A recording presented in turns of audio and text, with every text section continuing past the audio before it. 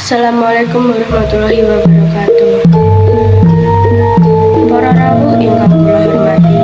para keluarga temanten ingkang bahagia.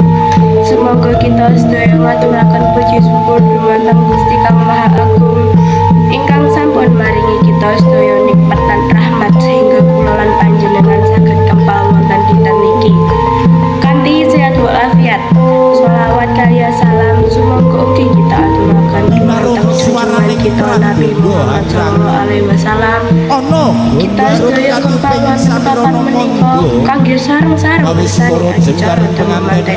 Mas Ayu Manda Putri saking Bapak Binayang Kari Kadang Wandono kalian Dimas Bagus Rizal Putra saking Bapak Maji saderengipun kula kados pranata acara wonten dina niki badhe ngaturaken rahmatan acara Kabupaten Jember Pating Galebiar tunggal pambuka kalih kangge temanten tiga gantalan Joko Bagus kawan gatingan Den Adicarani Adicoro 6 sinduran itu dulawan lan munjuk tirta wolu kacar kujur songo bobot timbang sedoso sukuman lan 11 dumateng para sesepuh para rawuh para pinisepuh ingkang dhateng pakurmatan pisan inggih menika para pamban pambating praja satriyane negari ingkang dados panutanipun kawula dasih Bapak Kades, Bapak Kasum, Bapak RW, Bapak RT Tenggara Kecamatan Silo Kabupaten Jember dalasan kaping kalih ingkang rinten wandalu tansah sumandhing putri suci wahyune ilahi minangka kiblating panembah dalasan keluarga ageng temanten kakung Nawawi dalasan keluarga ageng Bopo Sirati wonten ing Kranggi dalasan Kerajaan Garaha Kecamatan Jember ingkang bagya mulya kawula nyuwun waraning supa minangka duaraning tondo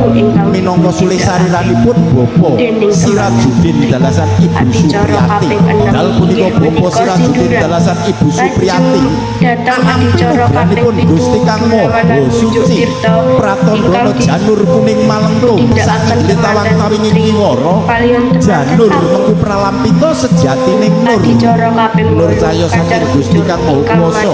awit Bopo Sirajuddin dalasan Ibu Supriyati gadah kewajiban nafkahi putra-putri ingkang asman lajeng wanci adicara kaping 9 Soleha timbang badhe kaliyan Joko Tumaruno adicara asman Mas Bagus Andika putranipun kalian temanten putri Nawawi dalasan Ibu Busani para rawuh lan warga temanten ingkang bahagia Desa Garahan saking pangestu panjenengan Sapu-sapu sedaya adicara panggih temanten dinten niki saged kanthi lancar kula aturaken matur suwun ingkang kathah dumateng panjenengan sedaya salajengipun kula dados pranata cara ngaturaken pangapunten ingkang kathah menawi kula wonten ketepatan lan ugi bebangan ingkang kirang narung suwarane panjenengan hangrang cekap semanten atur kula mugi-mugi Mbak Nanda kalian Mas Rizal saged mawon kaluwarga ingkang sakinah mawaddah lan warahmah Binayang Kari Kadang Wandono Tuwa Muda Wassalamualaikum ingkang Bapak Imam